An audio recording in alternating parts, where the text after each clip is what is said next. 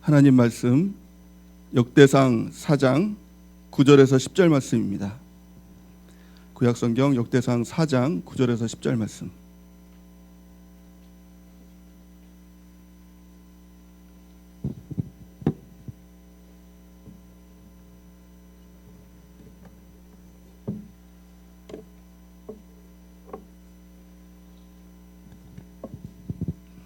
역대상 4장 9절에서 10절 말씀. 우리 같이 한 목소리로 합독하시겠습니다. 시작. 야베스는 그의 형제보다 귀중한 자라. 그의 어머니가 이름하여 이르되 야베스라 하였으니 이는 내가 수고로이 낳았다 함이었더라. 야베스가 이스라엘 하나님께 아뢰어 이르되 주께서 내게 복을 주시려거든 나의 지역을 넓히시고 주의 손으로 나를 도우사 나로 환난을 벗어나 내게 근심이 없게 하옵소서 하였더니 하나님이 그가 하는 허락하셨더라. 아멘. 할렐루야. 하나님의 은혜가 우리 가운데 있기를 예수님의 이름으로 간절히 축원해 드립니다. 오늘은 기도 특강 세 번째 시간입니다. 제목은 한계를 뛰어넘는 복을 구하라. 한계를 뛰어넘을 복을 구하라. 야베스의 기도라는 제목으로 말씀의 은혜를 나누고자 합니다. UCLA라는 대학에서, 미국의 대학에서, 한 의과대학에서 한 교수가 졸업을 앞둔 학생들에게 한 가지 질문을 던졌다고 합니다. 아버지는 매독에 걸려 있고 어머니는 폐결핵 환자였다고 합니다. 근데 첫째 아이가 태어났는데 첫째는 매독균으로 인해서 맹인이 되었다고 합니다. 또 둘째는 병이 들어서 죽었고, 또 셋째는 그 부모들의 병 때문에 귀머거리가 되었고, 또 넷째는 결핵 환자가 되었다라고 질문을 하면서, 그런데 그 어머니가 다섯 번째 아이를 임신하게 되었다. 여러분들은 이 아이를 어떻게 하면 좋겠습니까? 라고 질문을 했다고 합니다. 여러분들이 하면 어떻게 했습니까? 그 학생들이 입을 모아서 다 이렇게 얘기했다고 합니다. 낙태를 시켜야 합니다. 정말 위험한 아이입니다. 이렇게 얘기를 했다 그러죠. 다 하나같이 그렇게 얘기를 했다고 합니다. 그때 이 노 교수가 그 학생들을 보면서 정말 점잖하게 이렇게 얘기를 했다 그래요. 여러분들은 지금 베토벤을 죽였습니다. 이렇게 얘기를 했다고 하죠. 베토벤은 불우한 환경 가운데 태어났습니다. 그리고 또 자라나면서 귀머거리가 되어서 또 음악을 하기에는 전혀 불가능한 그런 사람이었습니다. 그럼에도 불구하고 그 한계를 뛰어넘고 그가 악성 베토벤이 되죠. 악성 바이러스가 아니라 악성 베토벤이 됩니다. 그 한계를 뛰어넘고 그 베토벤이 되었던 것처럼 우리의 삶 가운데 여러 가지 한계가 있을 때 하나님께서는 그 한계를 뛰어넘기를 원하신다는 것입니다. 근데 우리는 어떻습니까?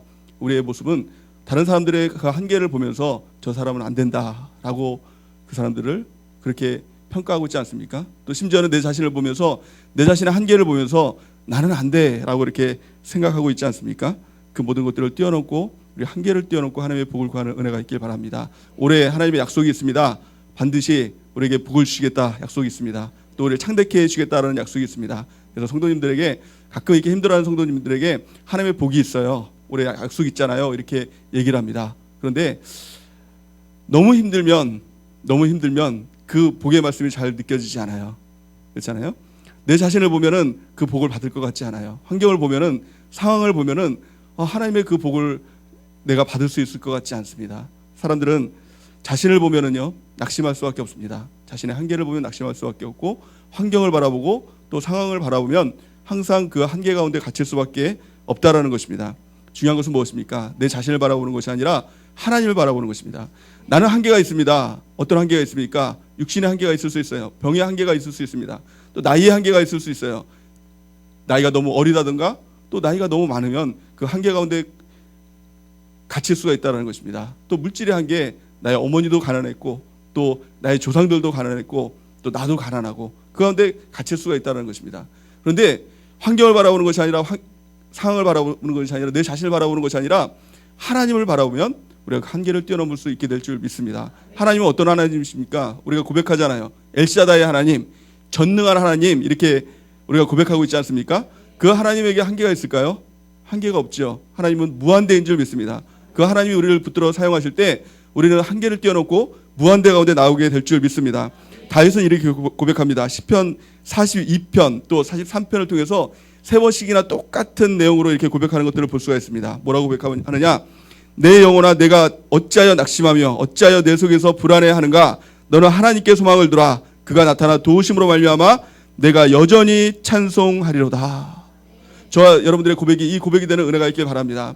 우리가 낙심하는 이유가 무엇입니까? 절망하는 이유가 무엇이죠? 내 자신을 바라보기 때문에 그렇습니다. 환경을 바라보기 때문에 그렇습니다. 상황을 바라보기 때문에 그렇습니다. 당연히 내 자신을 바라보면 한계에 갇히죠. 상황 바라보고 상황 바라보고 환경 바라보면 당연히 한계 속에 갇힐 수밖에 없다는 것입니다. 그럴 때 어찌하여 내 영혼아 낙심하며 이렇게 불안해하는가? 너는 하나님께 소망을 두라. 너는 하나님을 바라보라. 내 자신에게 끊임없이 선포하는 은혜가 있기를 예수님의 이름으로 축원해 드립니다. 오늘 한계를 뛰어넘고 하나님의 큰 귀중하게 쓰임받았던 사람 한 사람이 있습니다. 그 사람이 바로 오늘 본문 말씀을 통해서 우리가 살펴보기 원하는 야베스라는 사람입니다.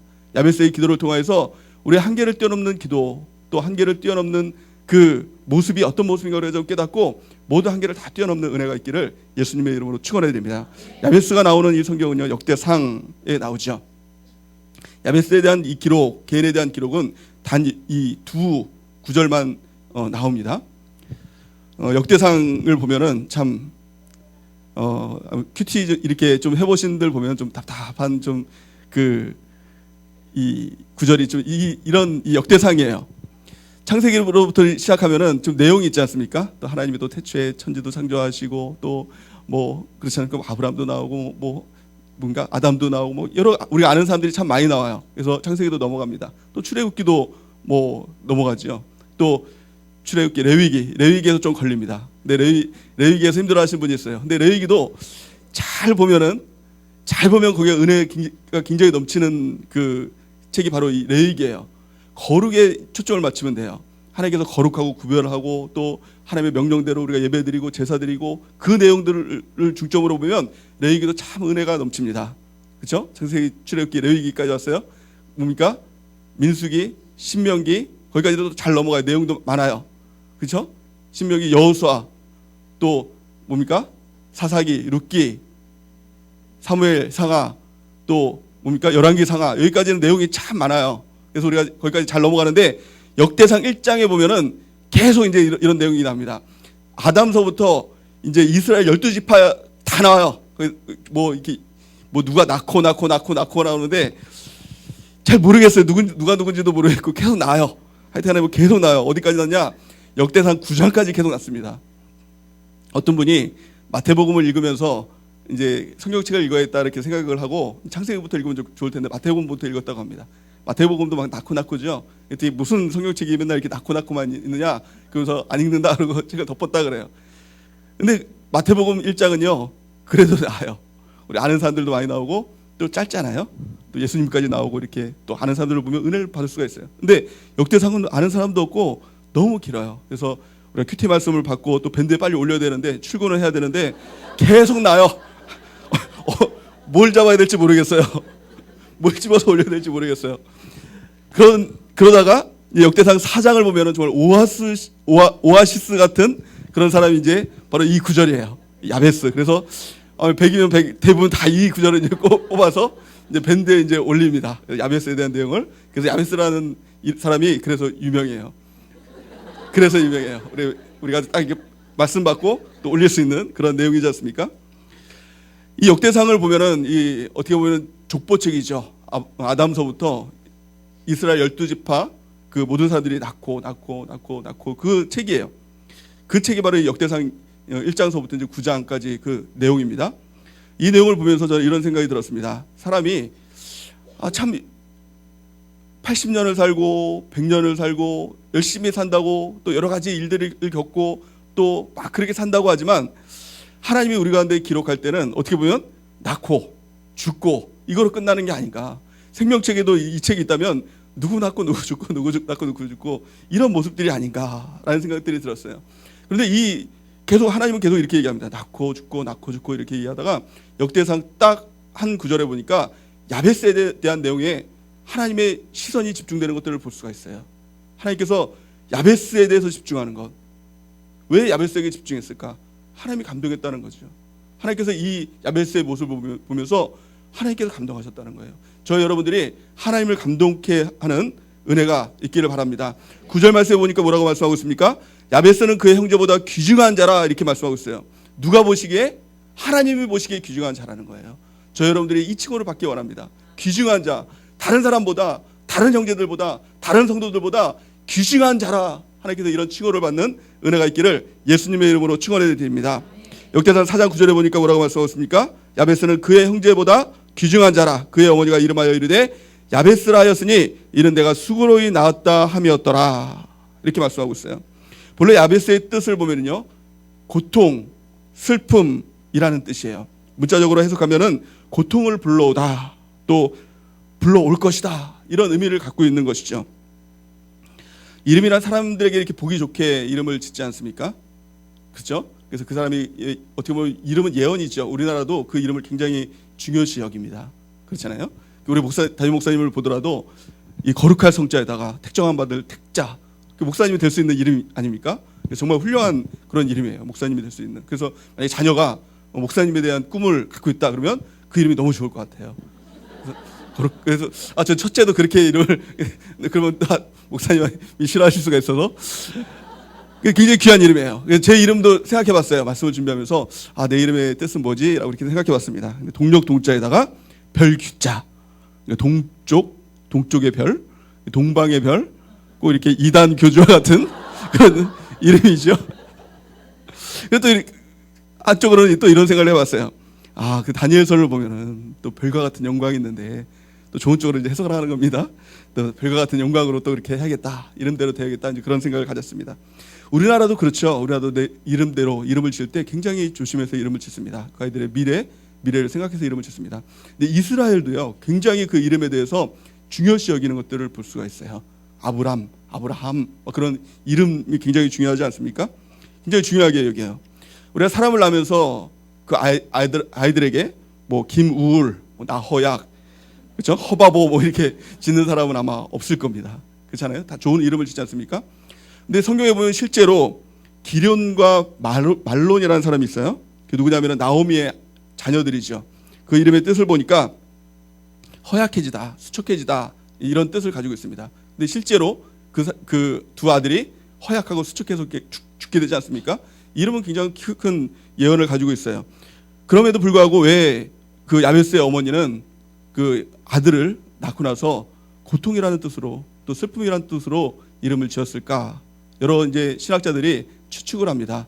그래서 그 어머니가 그 이름을 졌다고 그러잖아요. 그러니까 아버지가 아마 낳을 때 돌아가셨을 것이다, 죽었을 것이다, 또 바람나서 도망갔을 것이다, 뭐 이렇게 예언하는 그런 사람도, 이렇게 추측하는 사람도 있고, 어쨌거나 그 아이는 고통 가운데 태어났습니다. 슬픔 가운데 태어났어요. 대부분의 신학자들이 아마 큰 장애를 가지고 태어났을 것이다, 이렇게 이야기를 합니다. 하여튼 그 아이는 굉장히 태어나면서부터 고통과 슬픔을 가지고 태어났습니다.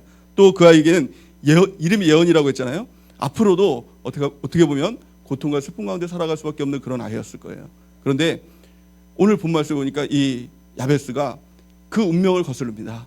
나는 슬픔 가운데 살지 않겠다, 고통 가운데 살지 않겠다, 나의 운명을 다시 일으키겠다라고 결단하는 것들을 볼 수가 있습니다. 이 모습들이 너무나도 귀한 모습인 것입니다. 저 여러분들에게 하나님이 귀중한 사람이라고 칭할 수 있는 사람이 누굽니까? 내 운명대로 사는 것이 아니라 내 한계를 뛰어넘겠다라고 결단하고 하나님 앞에 나가는 은혜가 있기를 바랍니다. 역대상 4장 10절 말씀을 보니까 야베스가 이스라엘 하나님께 아뢰어 이르되, 이렇게 얘기합니다. 야베스는요, 하나님께 집중했어요. 한계에 있는 내 자신의 모습을 바라본 것이 아니라, 한계가 있는 고통 가운데 있는 내 상황과 내 환경을 바라보는 것이 아니라 하나님께 집중했다는 거예요. 이것이 너무나 중요한 겁니다.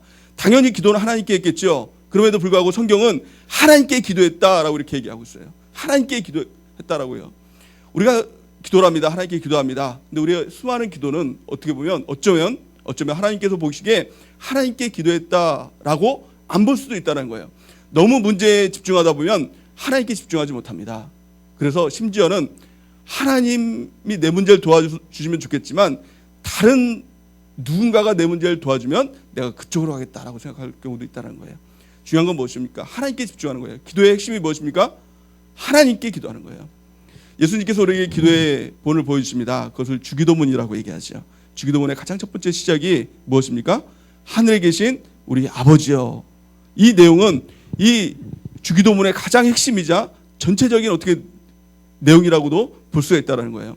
하늘에 계신 우리 아버지, 아버지께 집중하는 것입니다. 우리가 기도할 때 내용도 중요합니다. 하지만 내용보다 더 중요한 것이 무엇입니까? 기도의 대상이라는 거예요. 아버지께 기도하는 거예요. 하나님을 향해 집중하는 거예요. 올해 온 마음을 다해서 하나님께 집중하는 것, 그분을 느끼는 것, 그분을 만나는 것, 이것이 기도라는 것입니다. 저희 여러분들이요, 오늘 이제 예배가 끝나고 말씀이 끝나면 기도할 거 아닙니까? 기도의 내용 먼저 기도하는 것이 아니라 하나님께 좀 집중해 보세요. 하나님을 좀 느껴보세요. 그래서 하나님, 아버지 5분이라도 10분이라도 그 하나님을 부르고 하나님이 내게 오시는 것을 좀 느끼는 은혜가 있기를 예수님의 이름으로 축원해 드립니다.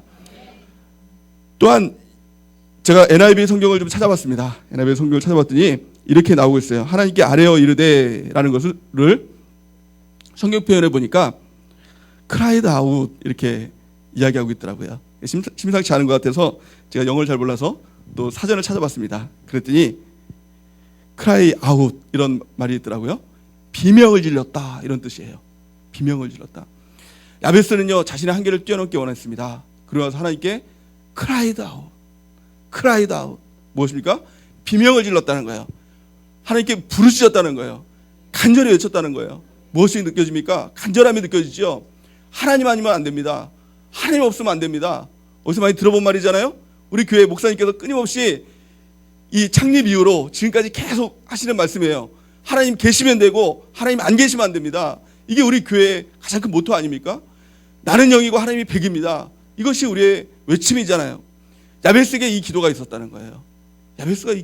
야베스에겐 이 간절함이 있었다는 거예요. 하나님을 만나는 조건이 성경은 단 한 가지로 기록되어 있습니다. 그것이 무엇이냐? 간절함이다. 성경은 말씀하고 있습니다. 잠언 8장 17절 우리 같이 한번 읽어볼까요? 시작. 나를 사랑하는 자들이 나의 사랑을 입으며 나를 간절히 찾는 자가 나를 만날 것이니라. 아멘. 이 간절함이라는 단어를 뛰어넘어서 절박함 아닙니까? 나는 고통스럽고 나는 슬픔이고 나의 미래도 없지만 하나님 붙듭니다. 하나님 계시면 되고 하나님 안 계시면 안 됩니다. 나는 0이지만 하나님 100입니다. 하나님 도와주시면 됩니다. 라는 간절한 절박한 기도를 하나님께서 들어주셨다는 거예요. 저희 여러분들이 이 절박한 가운데 주님 앞에 나가는 은혜가 있길 바랍니다. 부르짖어 기도하며 나가는 은혜가 있길 바랍니다. 한계를 뛰어넘는 기도는요 절박한 기도예요. 부르짖어 기도하는 기도예요. 막 외쳐 기도하는 거예요. 비명을 질러서 기도하는 거예요. 하나님 비명을 질러주십시오. 도와달라고 살려달라고 비명 지르며 나가는 은혜가 있기를 예수님의 이름으로 축원해 드립니다. 신약성경에 보면 예수님께서 이 땅에 오셨을 때 많은 사람들이 예수님을 만났죠. 봅니다. 그럼에도 불구하고 예수님을 실제적으로 경험하고 또 문제가 해결되고 또 병이 치유되고 또 상황이 변화되는 사람은 그렇게 많지가 않았어요. 대표적으로 그런 사람들을 보면 특징이 있어요. 불쌍한 사람이죠. 불쌍한 사람들. 대표적으로 창녀, 세리, 또 귀신 들린 사람, 또 문둥병자, 심지어는 죽은 사람, 그런 사람들이 예수님을 만나고 그의 문제가 해결되고 병이 치유되고 하나님의 은혜를 경험했어요. 그들의 특징이 무엇입니까? 병든 거요? 아닙니다. 그들에게는요 간절함이 있었어요. 절박함이 있었습니다. 대표적인 여인 중에 하나가 스로보니게 여인이지요. 딸이 귀신 들렸어요. 뭐 여러 가지 방법을 다 써봤지만 할 수 있는 방법이 없었어요. 딸에게 해줄 수 있는 것이 아무것도 없었어요. 내 딸이 귀신 들렸다고 생각해 보세요. 이 부모님 입장에서는 무능함이 느껴질 거 아닙니까? 뭔가 좀 해줘야 되는데 아무것도 해줄 게 없었어요. 근데 예수님께 나옵니다. 그러면서 내 딸을 고쳐달라고 불쌍히 여겨달라고 이렇게 구합니다. 근데 예수님께서 웬일인지 그냥 지나치는 거예요. 못 들은 체 하는 거예요. 제 아들이 예수님 저 여인이 지금 예수님께 기도하고 있습니다. 구하고 있습니다. 좀 보세요 라고 했더니 예수님께서 참 또 기가 막힌 말씀을 하시죠. 나는 유대 내 자녀들을 위해서 이 땅에 온 것이지 이방 개들을 위해서 이 땅에 온 것이 아니다. 이렇게 얘기를 합니다. 내 자녀의 떡을 취해서 개들에게 주지 않겠다 이렇게 얘기합니다. 실제적으로 유대인들은요 이 이방 사람들을 보면서 개라고 얘기했어요. 가나안 사람들을 보면서 개라고 얘기했어요. 아마 지금 우리나라 사람들이 막 일본 사람들을 보면서 막 원숭이다 막 이렇게 비하하는 것처럼 똑같은 비슷한 그런 현상이 아닐까 그렇게 생각이 듭니다. 개라고 얘기했어요. 근데 예수님의 입에서 그 여인에게 실제적으로 개라는 이야기가 나온 거예요. 욕이잖아요. 비하잖아요. 근데 이 여인의 입장은 어떻습니까? 간절함이 있었어요. 갈급함이 있었어요. 정말 간절함을 뛰어넘어서 절박함이 있었어요. 그랬더니 이렇게 얘기합니다. 옳습니다. 저는 개입니다. 하지만 개들도 자녀의 상에서 떨어지는 그 부스러기라도 먹지 않습니까? 그 부스러기 같은 은혜라도 주세요 라고 이렇게 예수님께 구합니다. 그때 예수님께서 뭐라고 말씀하시냐? 마태복음 15장 28절에 보니까 이에 예수께서 대답하여 이르시되 여자여 내 믿음이 크도다 내 소원대로 되리라 하시니 그때부터 그의 딸이 나으니라. 아멘. 예수님께서 왜 그 여인에게 모른 체하고 또 예수님께서 왜 그 여인에게 개라고 이렇게 이야기하고 예수님의 본심이었습니까? 아니었어요. 보길 원하는 것이 있었어요. 테스트하기 원하는 것이 있었어요. 그것이 무엇입니까? 간절함이에요. 절박함이에요. 정말 예수님 계시면 되고 안 계시면 안 됩니다. 이 고백이 있느냐 이거였어요. 우리도 때로는 하나님 앞에 기도하며 나갑니다. 근데 때로는 우리의 기도가 하나님 앞에 들려지지 않는 것처럼 느껴질 때가 있어요. 때로는 거절당하는 것처럼 느껴질 때가 있어요. 근데 이것은 하나님의 본심이 아닙니다. 하나님의 테스트입니다. 보기 원하는 거예요. 그럴 때 한 번 더 주 앞에 나갈 수 있는 그런 간절함이 있느냐 절박함이 있느냐 우리 하나님께서 그것을 보기 원하신다는 것입니다. 교회 생활을 하면서 시험 드는 이유가 무엇입니까? 교회 생활하면서 왜 상처받는 이유가 무엇입니까? 단 한 가지죠. 절박함이 없는 거예요. 간절함이 없는 거예요. 그럼에도 불구하고 내가 하나님 앞에 나가는 그 절박함이 없다라는 것입니다. 우리가 하나님 앞에 나갈 때 이 절박함으로 나가는 은혜가 있기를 예수님의 이름으로 간절히 축원해 드립니다. 그에 반해서 예수님을 만났음에도 불구하고 예수님의 능력을 경험하지 못했던 대표적인 사람이 누구입니까? 바리새인이었어요. 바리새인은 성경에 능통한 사람들이었습니다. 또 말씀대로 살려고 굉장히 애쓰는 사람들이었어요. 집에 1조를 넘어서 집에 2조, 3조까지 했던 사람들이죠. 하루에 3번씩 기도했던 사람들이에요. 주일 성수 굉장히 잘했던 사람이에요. 안식일 지키려고 애를 썼던 사람이에요. 그렇지 않습니까? 성경 말씀을 그대로 살려고 애를 썼던 사람이에요. 그 시대 아마 바리새인들을 보면은 종교적인 지도자로 아마 존경받는 사람이었을 거예요. 그럼에도 불구하고 예수님께서 그들을 보면서 너희들은 회칠한 무덤이다, 독수의 자식이다 이렇게 얘기를 하죠. 왜 그렇습니까? 그들에게는 단 한 가지가 없었어요. 그것이 무엇이냐? 간절함이에요. 절박함이에요. 하나님을 향한 간절함, 절박함이 있을 때 우리가 하나님을 만나게 되고 또 우리의 삶 가운데 기도의 응답의 역사가 나타나게 된다라는 것입니다. 오늘 이 야베스가 이 절박함으로 주 앞에 기도합니다. 그 내용을 우리가 좀 살펴보기 원합니다. 어떤 기도를 통해서 하나님의 응답을 받고 또 귀중한 자라 여김을 받았을까? 네 가지 우리가 이 말씀을 통해서 살펴보기 원합니다. 첫 번째는 역대상 4장 10절 말씀을 보면은 우리 같이 한번 읽어보겠습니다. 역대상 4장 10절 말씀 시작.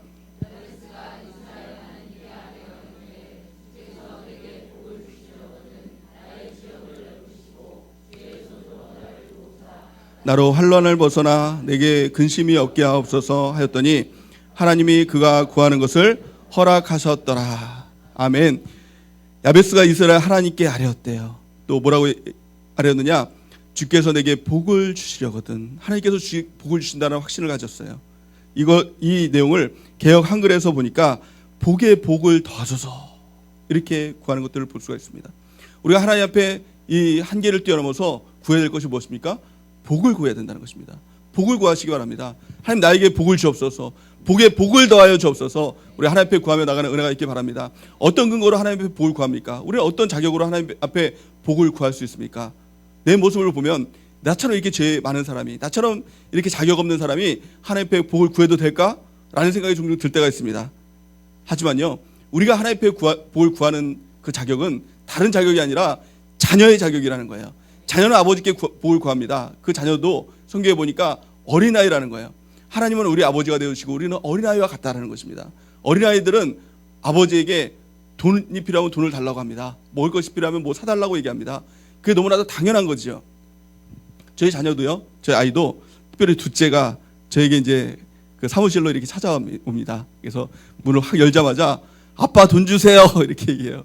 아빠 돈 주세요 이렇게 얘기합니다. 그래서 이제 좀 이제 컸으니까 이제 너 이제 그렇게 얘기하지 말고 이제 아빠한테 와서 아빠 자리로 조용히 와서 아빠 1,000원만 주세요 이렇게 얘기를 해라 이렇게 얘기를 합니다. 근데 아이가 오면은 저는 이제 뭐 하려고 하면 뭐 사 먹으려고 한다고 하잖아요.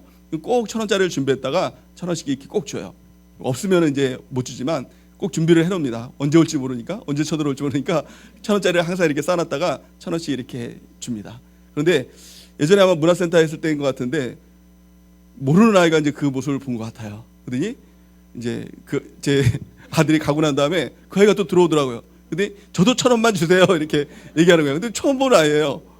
처음 본 아이예요. 제가 어떻게 했을까요? 그 아이를 보면서 어떻게 했을까요? 돈을 줬다고요? 저는 그렇게 착한 사람이 아닙니다. 저는 그렇게 착한 사람이 아니에요. 제가 그 아이를 보면서 너 엄마 어디 있어? 이렇게 했어요. 엄마한테 달라 그래. 네 엄마한테 달라 그래. 이렇게 얘기했어요. 아들이 아버지한테 돈을 달라 그런 건 당연한 거죠. 자연스러운 거예요. 또 아버지가 돈을 주고 또 뭐 먹을 거 사주는 건 너무나도 당연한 거예요. 근데 모르는 아이가 이렇게 와서 돈을 달라 그래요. 근데 아버지 뭐 줄 수도 있지만 왜 줘요? 그렇잖아요? 왜 줘요?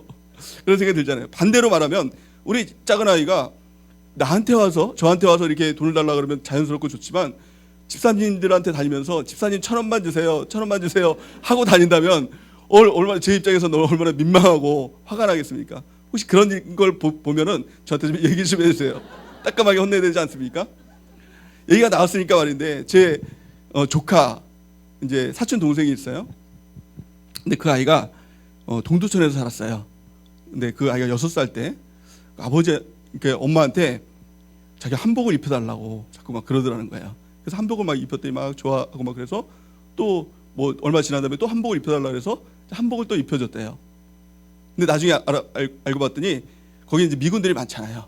그때 한복을 이렇게 입혀놓으면 엄마 눈치를 보다가 이제 몰래 나가서 미군들을 보면서 Hey, $1 please, $1 please 이렇게 얘기를 했다는 거예요. 그러니까 이 미군들이 정말 인형같이 이쁜 애가 막 그렇게 얘기를 하니까 신기하다, 예쁘다 그러면서 이제 $1씩 이렇게 줬다는 거예요. 또 그 재미가 있으니까 또 이제 딱 눈치를 보다가 한복 입혀달라 해서 나가서 $1 please, $1 please 이랬다는 거예요. 이걸 알고 저희 삼촌이 그 아이를 처음 때렸대요. 처음 정말 죽도록 때렸대요. 죽도록 막 다리가 부러지도록 때렸대요. 지금은 이제 아이가 크고 이제 뭐 중년이 됐죠. 그래서 웃으면서 얘기를 할 수 있지만 이제 그런 일들이 있었다는 거예요. 하나님의 입장에서 보면은 우리가 하나님께 복을 구하는 것은 당연한 것입니다. 하나님께서 그걸 기뻐하신다는 거예요. 그런데 반면에 우리가 하나님 앞에 구하는 것이 아니라 하나님 아닌 다른 사람을 통해서 또 다른 무엇인가를 통해서 우리가 그 복을 구하고 있다면 $1 플레이스 이거랑 똑같지 않습니까? 하나님 보기에는 얼마나 답답할 노릇입니까? 화가 나지 않겠습니까? 저 여러분들의 모습은 어떻습니까? 하나님께 복을 구하고 있습니까? 아니면 사람에게 복을 구하고 있습니까? 우리가 오직 하나님께 복을 구하며 나가는 은혜가 있길 바랍니다. 누가복음 11장 9절에서 13절 말씀을 같이 한번 읽어보겠습니다. 누가복음 11장 9절에서 13절 시작. 내가 또 너에게 이르노니 구하라 그러면 너에게 주실 것이요 찾으라 그러면 찾아낼 것이요 문을 두드리라 그러면 너에게 열릴 것이니 구하는 이마다 받을 것이요 찾는 이는 찾아낼 것이요 두드리는 이에게는 열릴 것이니라. 너희 중에 아버지 된 자로서 누가 아들이 생선을 달라 하는데 생선 대신에 뱀을 주며 알을 달라 하는데 정갈을 주겠느냐. 너희가 악할지라도 좋은 것을 자식에게 줄 줄 알거든 하물며 너희 하늘아버지께서 구하는 자에게 성령을 주시지 않겠느냐 하시니라. 아멘. 하나님께서 뭐라고 말씀하고 있습니까? 구하라, 찾으라, 문을 두드리라. 그러면 어떻게 하신다고요? 구하는 이마다 주실 것이요 찾는 이가 찾아낼 것이요 문을 두드리는 이에게 열릴 것이냐 이렇게 말씀하고 있어요. 왜 그렇다고요? 아버지니까. 아버지니까.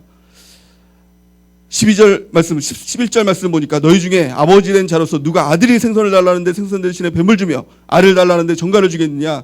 너희가 악할지라도 좋은 것을 자식에게 줄 줄 알거든 하물며 너희 하늘아버지께서 구하는 자에게 성령을 주시지 않겠느냐. 악한 아버지도 너희 중에서 악한 아버지도 아들한테 좋은 거 주지 않냐. 하물며 하늘아버지께서 구하는 자에게 좋은 것 성령을 주시지 않겠느냐 라고 말씀하시는 것입니다. 구하면요 반드시 하나님께서 주시는 것입니다. 왜요? 아버지니까. 악한 자도 좋은 거 주는데 선하신 아버지, 전능하신 아버지, 선하고 좋으신 아버지, 그 아버지께서 구하는 자에게 좋은 거 주시지 않겠느냐라고 말씀하고 있는 것입니다. 그렇게 구하시기 바랍니다. 복을 구하시기 바랍니다. 왜요? 아버지니까. 또 어떤 분들은 내가 자녀인가? 이런 생각 드는 사람이 있어요. 마귀의 도전들을 보면 의심하게 만들죠. 마귀가 너가 자녀냐? 너 어제 그런 술 그렇게 처먹고 네가 자녀야? 뭐 그런 마음 막 이렇게 주지 않습니까? 네가 어제 한 일을 나는 알고 있다 막 마귀가 그러면서 넌 자녀도 아니야 막 이렇게 얘기합니다.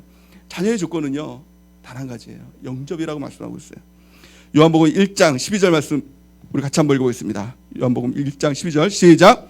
영접하는 자 곧 그 이름을 믿는 자들에게는 하나님의 자녀가 되는 권세를 주셨으니. 아멘. 주님을 영접하십니까? 주님 하나님께서 나의 아버지인 것을 믿습니까? 그 영접하는 자, 그 이름을 믿는 자에게 자녀된 권세를 주셨다는 거예요. 저 여러분들이 믿음을 통하여서 자녀가 된 줄 믿습니다. 하나님께서 믿음을 굉장히 기뻐하십니다. 믿음이 없으면 기뻐하지 못한대요. 네, 히브리서 11장 6절 말씀에 보니까 뭐라고 말씀하고 있습니까? 믿음에 대해서 같이 한번 읽어보겠습니다. 시작.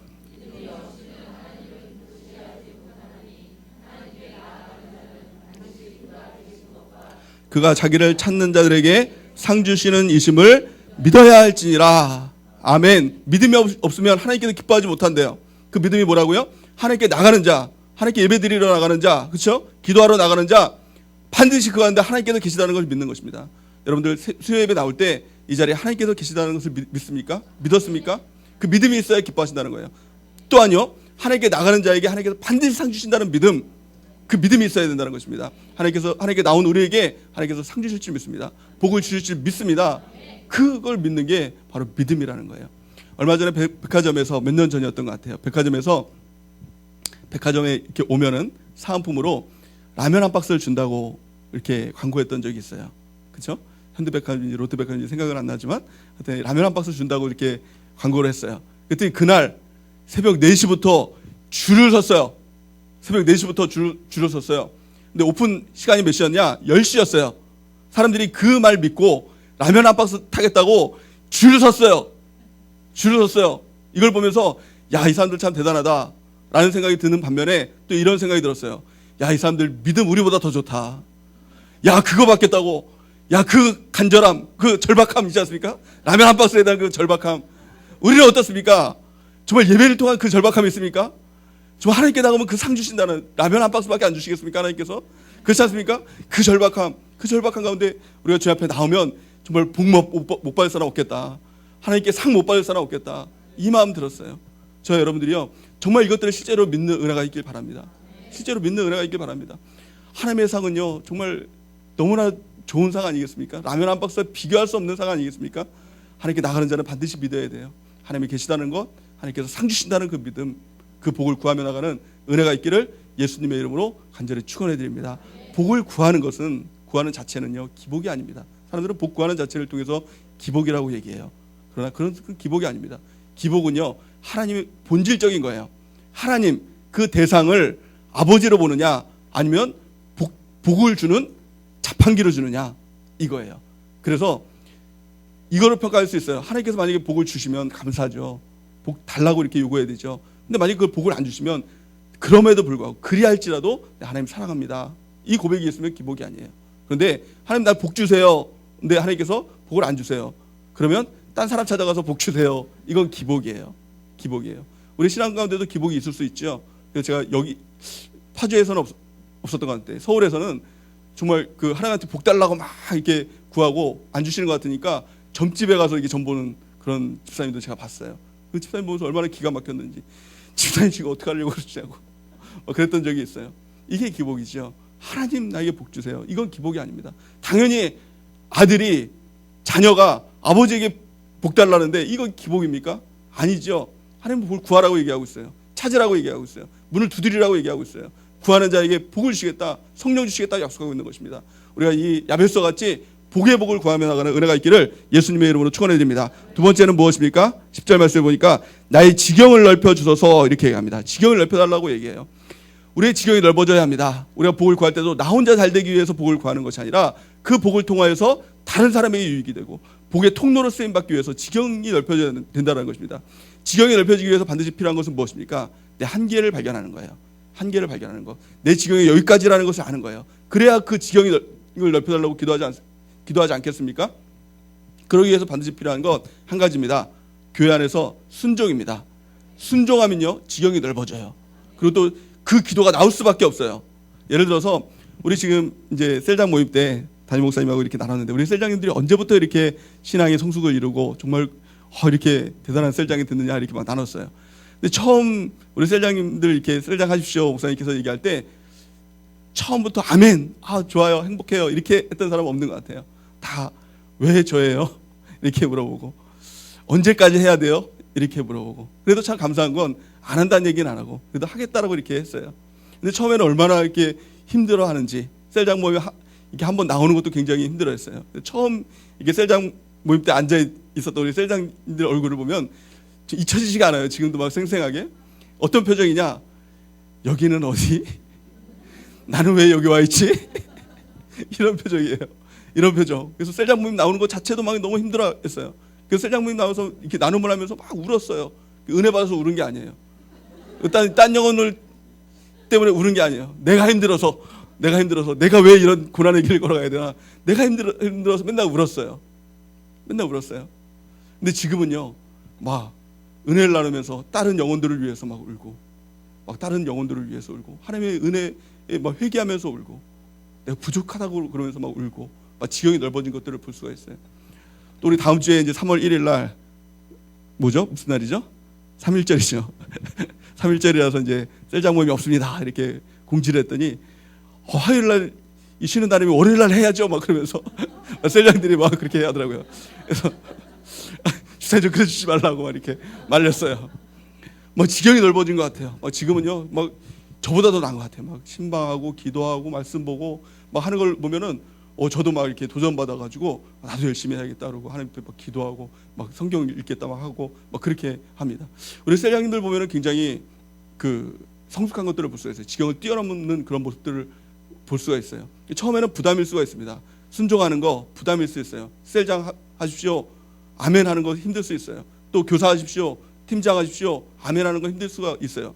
근데 일단 아멘 하십시오. 기도 별로 아멘 안 하시네요. 뭐 하십시오라고 하면은 기도해보고 순종할게요 하면 절대 순종하지 못합니다. 아멘하고 기도하십시오. 순종하고 기도하십시오. 그러면요, 이런 기도가 나와요. 내 한계를 느끼게 되거든요.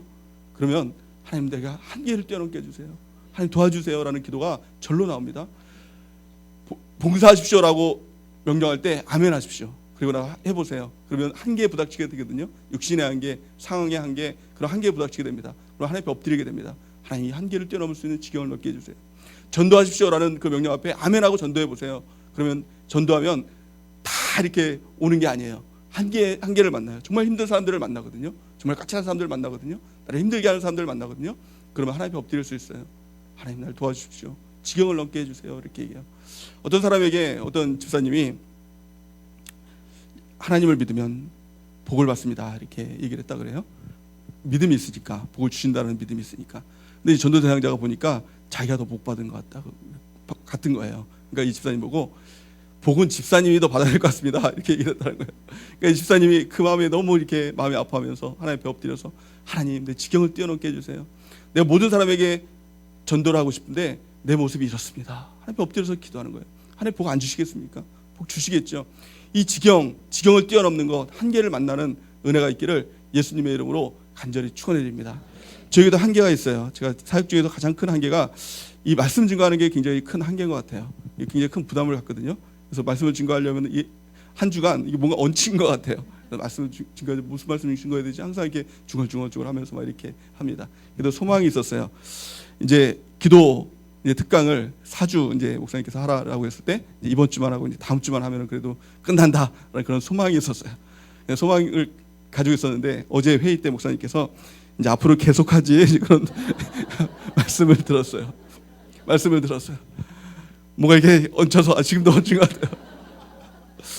부담이 확 이렇게 오더라고요. 한계에 확 갇히더라고요. 그래서 이제 본당에 올라갔어요. 무릎을 꿇었어요. 눈물이 나더라고요. 그래서 좋은 시절 끝났다 그런 마음도 들면서 하나님 앞에 이 기도가 절로 나오더라고요. 하나님, 나에게 복을 주옵소서. 지경을 뛰어넘게 해주세요. 하나님 도와주셔야 합니다. 이 기도가 저절로 나오더라고요. 우리가 한계를 만납니다. 교회 사역을 하면서 또 하나님의 일을 하면서 한계를 만나요. 그것 때 뒤로 물러나가지 마십시오. 그 가운데 하나님 앞에 기도하십시오.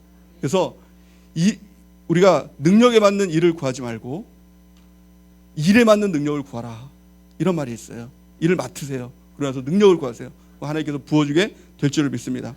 세 번째, 뭐라고 기도합니까? 주님의 손으로 나를 붙들어 주옵소서, 이렇게 기도합니다. 주의 손으로 나를 도와주소서, 이렇게 얘기합니다. 야베스의 세 번째 기도는요, 주일날 말씀을 통해서 하나님의 손 잡아주시는 사람 요셉에 대해서 우리가 말씀을 들었지 않습니까? 하나님이 우리의 손을 잡아주실 때 요셉이 애굽 노예로 팔려가도 또 옥중에 들어가도 하나님이 붙들어 주시니까 형통한 사람이 되잖아요. 끝까지 인도 안 받고 쓰임 받는 사람이 되잖아요. 그러게 우리가 가장 필요한 것은 무엇입니까? 하나님 내 손 잡아 주옵소서. 내 손 붙들어 주옵소서. 우리의 성공의 비결은 유일합니다. 하나님께서 내 손 잡아 주셔야 됩니다. 우리가 구하는 은혜가 있길 바랍니다. 하나님 내 손 잡아 주세요. 내 손 인도해 주세요. 라고 하나님 앞에 나가는 은혜가 있길 바랍니다. 우리 교회가 올해 4배가 성장, 4배가 성장, 그렇죠? 발음이 잘 안 되네요. 4배가 성장, 또 2,000명의 영혼들을 위해서 달려나가고 있습니다. 교회의 부흥, 성경에 보니까 이렇게 얘기하고 있더라고요. 사도행전 11장 21절 말씀 우리 같이 한번 읽어볼까요? 사도행전 11장 21절 시작. 주의 손이 그들과 함께 하심에 수많은 사람들이 믿고 주께 돌아오더라. 아멘. 주의 손이 함께 하시니까 하나님의 놀라운 부흥의 역사가 나타나게 됐다는 거예요. 우리 가정도 마찬가지겠죠. 주의 손이 우리 가정과 함께 할 때 우리 가정에 놀라운 회복의 역사가 나타나게 될 줄 믿습니다. 우리 영혼도 마찬가지겠죠. 주의 손이 우리와 함께 할 때, 내 손 잡아주실 때 우리 영혼의 회복의 역사가 나타나게 될 줄을 믿습니다. 사실 우리가 하나님의 손을 잡는다라고 생각합니다. 내가 하나님 손 잡고 갈게요. 내가 교회 손 잡고 갈게요. 라고 생각합니다. 그러나 그렇지가 않습니다. 하나님이 내 손 잡아주셔야 되는 거고요. 교회가 내 손 잡아주셔야 되는 거예요. 그러기에 우리가 끊임없이 하나님께 구하는, 또 하나님 앞에 내 손 잡아달라고 구하는 은혜가 있기를 예수님의 이름으로 간절히 축원해 드립니다. 하나님의 손이 은혜에 잡혀 있다는 것은 하나님과 연결되어 있다는 것이죠. 요한복음 15장 말씀에 보니까 이것을 붙어 있는 것이다 라고 이렇게 표현합니다. 예수님은 포도나무이고 우리는 가지다. 붙어 있을 때 어떻게 된다? 열매 맺게 된다 이렇게 말씀하고 있어요. 요한복음 15장 4절 말씀 같이 한번 읽어보겠습니다. 시작. 내 안에 거하라 나도 너희 안에 거하리라. 가지가 포도나무에 붙어 있지 아니하면 스스로 열매를 맺을 수 없음 같이 너희도 내 안에 있지 아니하면 그러하리라. 아멘. 열매 맺는 비결이 무엇입니까? 하나님께 붙어 있는 거예요. 교회에 붙어 있는 거예요. 그럴 때 열매가 스스로 열매가 맺혀지게 되는 역사가 나타나게 될 줄을 믿습니다. 붙어 있는 것보다 더 강한 것은 없습니다. 그래서 그런 말이 있잖아요. 뛰는 놈 위에 나는 놈이 있다 이런 말이 있잖아요. 근데 신조어가 하나 생겼다 그랬죠? 나는 놈 위에 붙어 있는 놈이 있다. 붙어 있는 게 제일 강하다는 거예요. 성경도 그렇게 말씀하고 있어요. 붙어 있으시기 바랍니다. 붙어 있으면 열매는 저절로 맺게 되는 거예요. 교회는 몸이고 우리는 지체입니다. 지체가 아무리 노력한다고 해서 그 지체 자라지 않습니다. 몸이 자란과 함께 그 지체는 자라게 되는 것입니다. 교회는 포도나무이고 우리는 가지입니다. 가지가 열심히 뭐 한다고 해서 열매 맺는 거 아니죠? 포도나무를 통해서 붙어있을 그 진액을 빨아먹고 우리가 열매를 맺는 것입니다. 붙어있는, 착 달라붙어있는 은혜가 있기를 예수님의 이름으로 축원해 드립니다. 마지막 네 번째 무엇입니까? 우리 같이 10절 같이 한번 읽어보겠습니다. 시작.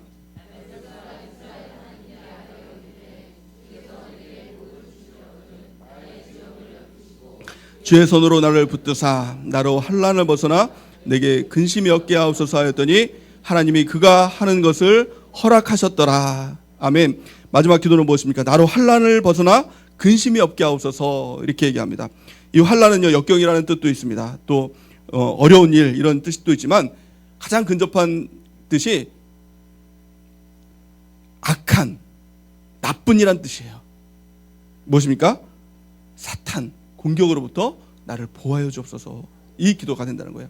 우리는 끊임없이 주 앞에 나갈 때 하나님 앞에 헌신하고자 할 때 또 지경을 뛰어넘고자 할 때 도전하는 악한 마귀의 도전들이 있다는 것입니다. 그러기에 날마다 기도할 때 하나님 이 악한 마귀의 도전들로부터 우리를 끊어달라고 예수의 피로 그것을 이기고 나갈 때 하나님의 역사가 나타나게 될 줄을 믿습니다. 성경 요한복음 9장 2절 말씀에 보니까 이런 말씀이 있습니다. 맹인이 있었어요. 제 아들이 이 맹인을 보면서 예수님께 예수님 이 맹인으로 난 것은 누구의 죄 때문입니까? 이렇게 얘기합니다. 그때 예수님께서 한마디로 말씀하시죠. 요한복음 9장 3절에 보니까 이 사람이나 그 부모의 죄로 인한 것이 아니라 그에게서 하나님이 하시는 일을 나타내고자 함이라 이렇게 말씀하고 있습니다. 우리는 야벳과 같이 한계를 가지고 태어났을 수 있습니다. 여러 가지 가정의 한계, 또 내 성격의 한계, 그렇죠? 또 내 어떤 물질의 한계, 여러 가지 내 질병의 한계를 가지고 태어날 수가 있습니다. 그것은 누구의 죄 때문이 아닙니다. 하나님께서 나를 통해서 하시고자 하는 일이 있다는 것입니다. 우리가 그것을 통해서 하나님께 나갈 때 야베스처럼 멋지게 붙들려 쓰임받게 될 줄 믿습니다. 이 야베스가 누군지 아십니까? 이 야베스가 길르앗 야베스 그 지파의 선조라는 거예요. 이 야베스는 이 병을 가지고 태어났습니다. 고통을 가지고 태어났어요. 슬픔을 가지고 태어났습니다. 근데 이 하나님 앞에 이 기도를 통해서 하나님께 간절한 절박한 기도를 통해서 한 민족을 이루는 한 지파를 이루는 민족의 선조가 됐다는 것입니다. 하나님 우리를 통해서 정말 한 민족을 이루기 원하세요. 최고로 만들기 원하세요. 그러기에 하나님의 그 복을 구하며 나가는 은혜가 있길 바랍니다. 하나님께 집중하시기 바랍니다. 간절히 주 앞에 나가는 은혜가 있길 바랍니다. 내 한계를 보지 마시고 상을 보지 마시고 환경을 보지 마시고 오직 하나님, 전능한 하나님만 바라보며 나가는 은혜가 있기를 예수님의 이름으로 축원해야 됩니다. 이 시간